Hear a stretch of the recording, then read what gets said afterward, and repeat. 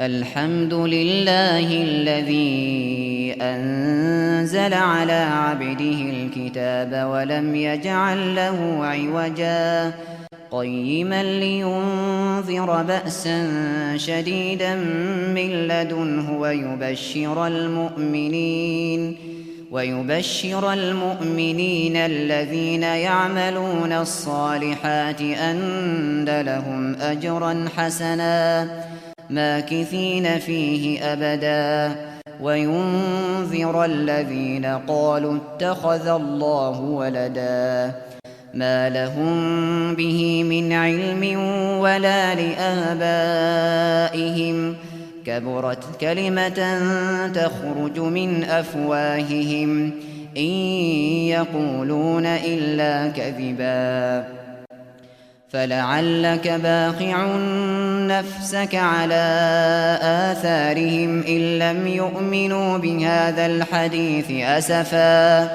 إنا جعلنا ما على الأرض زينة لها لنبلوهم أيهم أحسن عملا وإنا لجاعلون ما عليها صعيدا جرزا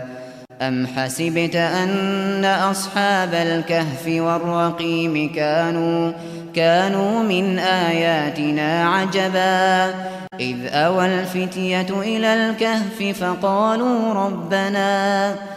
فقالوا ربنا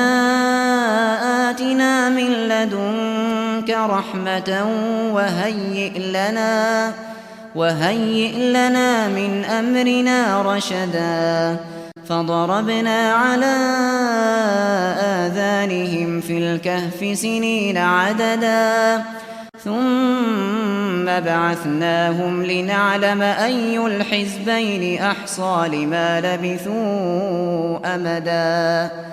نحن نقص عليك نبأهم بالحق إنهم فتية آمنوا بربهم وزدناهم هدى وربطنا على قلوبهم إذ قاموا فقالوا ربنا رب السماوات والأرض لن ندعو من دونه إلها لقد قلنا إذا شططا هؤلاء قومنا اتخذوا من دونه آلهة لولا يأتون عليهم بسلطان بين فمن أظلم ممن افترى على الله كذبا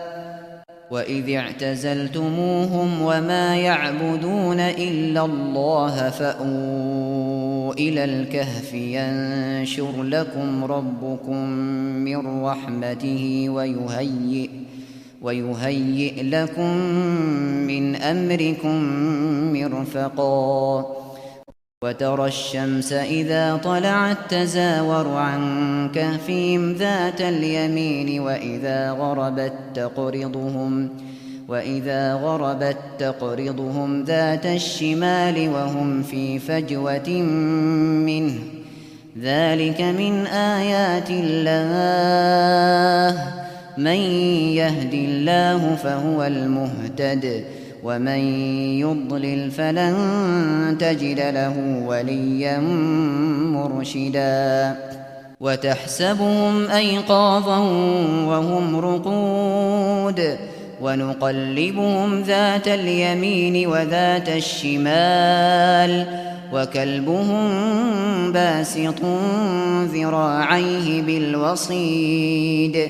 لو اطلعت عليهم لوليت منهم فرارا ولملئت منهم رعبا وكذلك بعثناهم ليتساءلوا بينهم قال قائل منهم كم لبثتم قالوا لبثنا يوما أو بعض يوم قالوا ربكم أعلم بما لبثتم فابعثوا أحدكم بورقكم هذه إلى المدينة فلينظر أيها أزكى طعاما فليأتكم برزق منه وليتلطف ولا يشعرن بكم أحدا إنهم إن يظهروا عليكم يرجموكم أو يعيدوكم في ملتهم ولن تفلحوا إذن أبدا وكذلك أعثرنا عليهم ليعلموا أن وعد الله حق وأن الساعة لا ريب فيها إذ يتنازعون بينهم أمرهم فقالوا ابنوا عليهم بنيانا ربهم أعلم بهم قال الذين غلبوا على أمرهم لنتخذن عليهم مسجدا سيقولون ثلاثة رابعهم كلبهم ويقولون خمسة سادسهم كلبهم رجما بالغيب ويقولون سبعة وثامنهم كلبهم قل ربي أعلم بعدتهم ما يعلمهم إلا قليل فلا تمار فيهم إلا مراء ظاهرا ولا تستفت فيهم منهم أحدا ولا تقولن لشيء إني فاعل ذلك غدا إلا أن يشاء الله واذكر ربك إذا نسيت وقل عسى أن يهديني ربي لأقرب من هذا رشدا ولبثوا في كهفهم 300 سنين وازدادوا 9 قل الله أعلم بما لبثوا له غيب السماوات والأرض أبصر به وأسمع ما لهم من دونه من ولي ولا يشرك في حكمه أحدا واتل ما أوحي إليك من كتاب ربك لا مبدل لكلماته ولن تجد من دونه ملتحدا واصبر نفسك مع الذين يدعون ربهم بالغداة والعشي يريدون وجهه ولا تعد عيناك عنهم تريد زينة الحياة الدنيا ولا تطع من أغفلنا قلبه عن ذكرنا واتبع هواه وكان أمره فرطا وقل الحق من ربكم فمن شاء فليؤمن ومن شاء فليكفر إنا أعتدنا للظالمين نارا أحاط بهم سرادقها وإن يستغيثوا يغاثوا بماء كالمهل يشوي الوجوه بئس الشراب وساءت مرتفقا إن الذين آمنوا وعملوا الصالحات إنا لا نضيع أجر من أحسن عملا أولئك لهم جنات عدن تجري من تحتهم الأنهار يحلون فيها من أساور من ذهب ويلبسون ثيابا خضرا من سندس وإستبرق متكئين فيها على الأرائك نعم الثواب وحسنت مرتفقا واضرب لهم مثل الرجلين جعلنا لأحدهما جنتين من أعناب وحففناهما بنخل وجعلنا بينهما زرعا كلتا الجنتين آتت أكلها ولم تظلم منه شيئا وفجرنا خلالهما نهرا وكان له ثمر فقال لصاحبه وهو يحاوره أنا أكثر منك مالا وأعز نفرا ودخل جنته وهو ظالم لنفسه قال ما أظن أن تبيد هذه أبدا وما أظن الساعة قائمة ولئن رددت إلى ربي لأجدن خيرا منها منقلبا قال له صاحبه وهو يحاوره أكفرت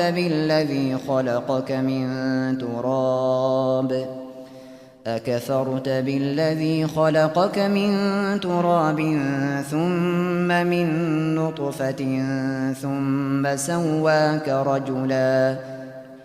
لكن هو الله ربي ولا أشرك بربي أحدا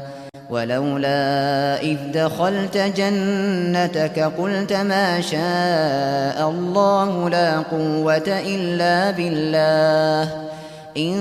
ترني أنا أقل منك مالا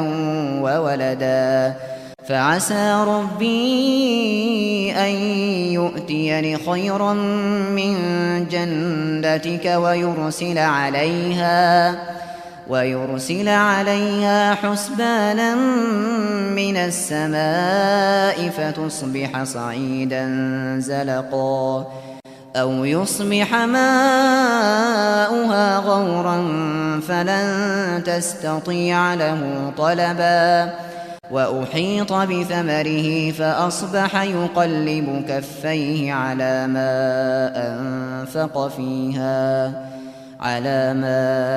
أنفق فيها وهي خاوية على عروشها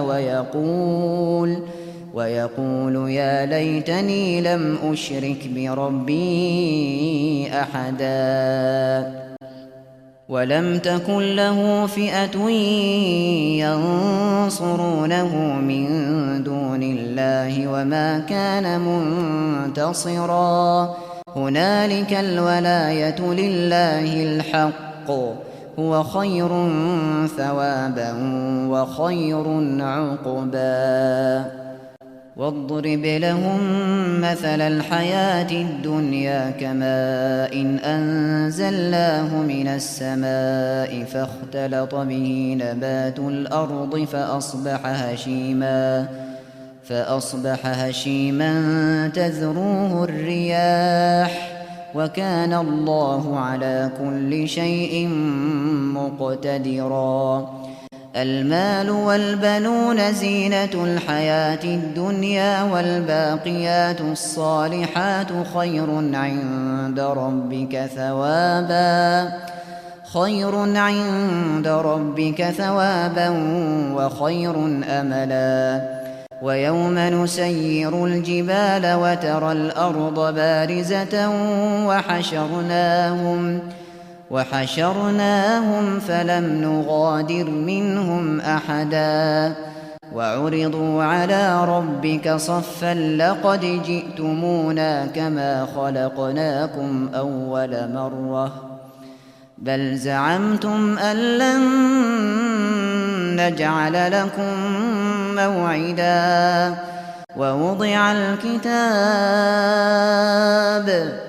ووضع الكتاب فترى المجرمين مشفقين مما فيه ويقولون يا ويلتنا ما لهذا الكتاب لا يغادر صغيرة ولا كبيرة إلا أحصاها ووجدوا ما عملوا حاضرا ولا يظلم ربك أحدا وإذ قلنا للملائكة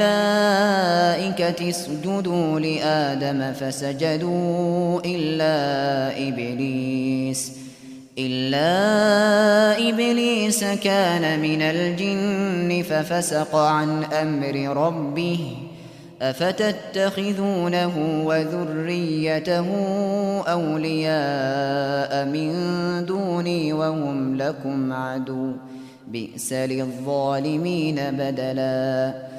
ما أشهدتهم خلق السماوات والأرض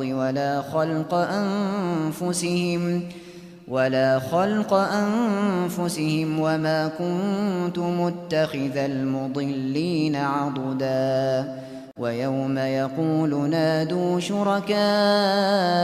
الذين زعمتم فدعوهم فلم يستجيبوا لهم وجعلنا بينهم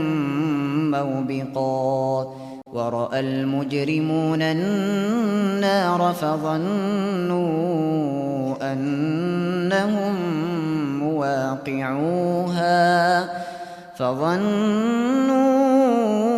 أنهم مواقعوها ولم يجدوا عنها مصرفا ولقد صرفنا في هذا القرآن للناس من كل مثل وكان الإنسان أكثر شيء جدلا وما منع الناس أن يؤمنوا إذ جاءهم الهدى ويستغفروا ربهم إلا أن تأتيهم سنة الأولين أو يأتيهم العذاب قبلا وما نرسل المرسلين إلا مبشرين ومنذرين ويجادل الذين كفروا بالباطل ليدحضوا به الحق واتخذوا آياتي وما أنذروا هزوا ومن أظلم ممن ذكر بآيات ربه فأعرض عنها ونسي ما قدمت يداه إنا جعلنا على قلوبهم أكنة أن يفقهوه وفي آذانهم وقرا وإن تدعهم إلى الهدى فلن يهتدوا إذن أبدا وربك الغفور ذو الرحمة لو يؤاخذهم بما كسبوا لعجل لهم العذاب بل لهم موعد لن يجدوا من دونه موئلا وتلك القرى أهلكناهم لما ظلموا وجعلنا لمهلكهم موعدا وإذ قال موسى لفتاه لا أبرح حتى أبلغ مجمع البحرين أو أمضي حقبا فلما بلغا مجمع بينهما نسيا حوتهما فاتخذ سبيله في البحر سربا فلما جاوزا قال لفتاه آتنا غداءنا لقد لقينا من سفرنا هذا نصبا قال أرأيت إذ أوينا إلى الصخرة فإني نسيت الحوت وما أنسانيه إلا الشيطان أن أذكره واتخذ سبيله في البحر عجبا قال ذلك ما كنا نبغ فارتدا على آثارهما قصصا فوجدا عبدا من عبادنا آتيناه رحمة من عندنا وعلمناه من لدنا علما قال له موسى هل أتبعك على أن تعلمني مما علمت رشدا قال إنك لن تستطيع معي صبرا وكيف تصبر على ما لم تحط به خبرا قال ستجدني إن شاء الله صابرا ولا أعصي لك أمرا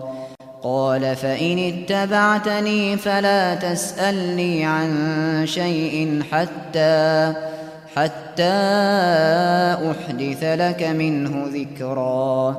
فانطلقا حتى إذا ركبا في السفينة خرقها قال أخرقتها لتغرق أهلها لقد جئت شيئا إمرا قال ألم أقل إنك لن تستطيع معي صبرا قال لا تؤاخذني بما نسيت ولا ترهقني من أمري عسرا فانطلقا حتى إذا لقيا غلاما فقتله قال أقتلت نفسا زكية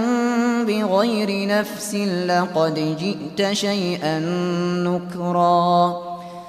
قال ألم أقل لك إنك لن تستطيع معي صبرا قال إن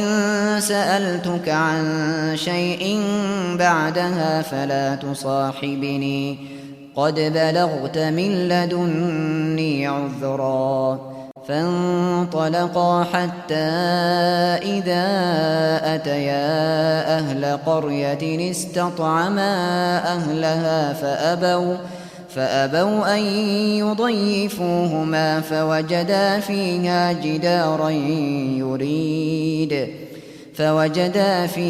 جدارا يريد أن ينقض فأقامه قال لو شئت لاتخذت عليه أجرا قال هذا فراق بيني وبينك سأنبئك بتأويل ما لم تستطع عليه صبرا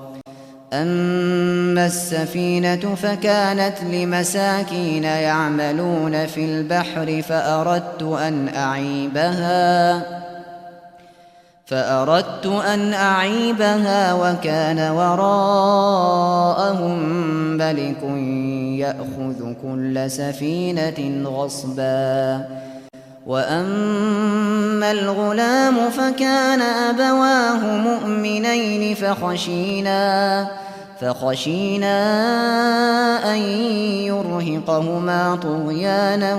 وكفرا فأردنا أن يبدلهما ربهما خيرا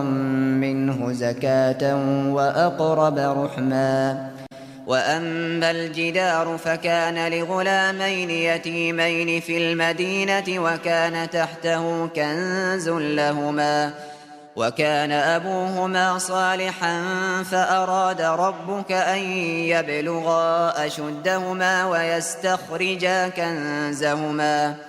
ويستخرجا كنزهما رحمة من ربك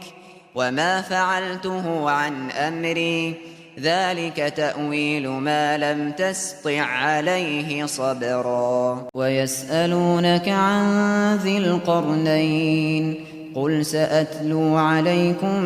منه ذكرا إنا مكنا له في الأرض وآتيناه من كل شيء سببا فأتبع سببا حتى إذا بلغ مغرب الشمس وجدها تغرب في عين حمئة ووجد عندها قوما قلنا يا ذا القرنين إما أن تعذب وإما أن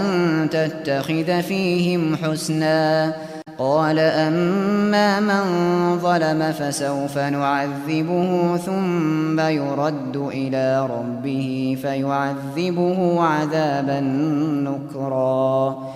وأما من آمن وعمل صالحا فله جزاء الحسنى وسنقول له من أمرنا يسرا. ثم أتبع سببا حتى إذا بلغ مطلع الشمس وجدها تطلع على قوم لم نجعل لهم من دونها سترا. كذلك وقد أحطنا بما لديه خبرا. ثم أتبع سببا حتى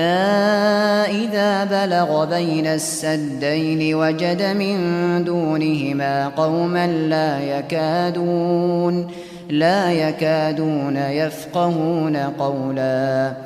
قالوا يا ذا القرنين إن يأجوج ومأجوج مفسدون في الأرض فهل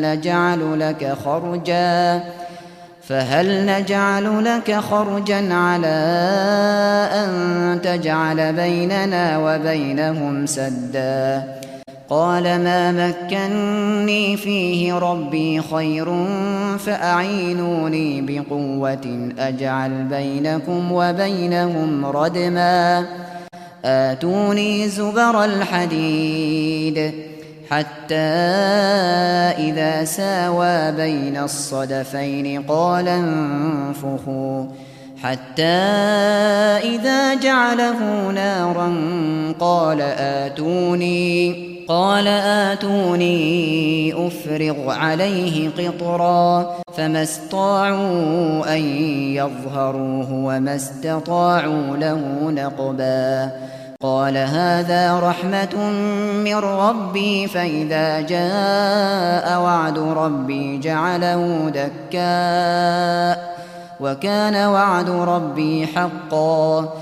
وتركنا بعضهم يومئذ يموج في بعض ونفخ في الصور فجمعناهم جمعا.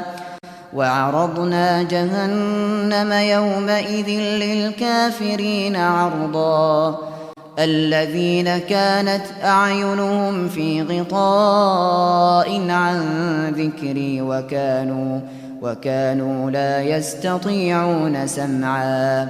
أفحسب الذين كفروا أن يتخذوا عبادي من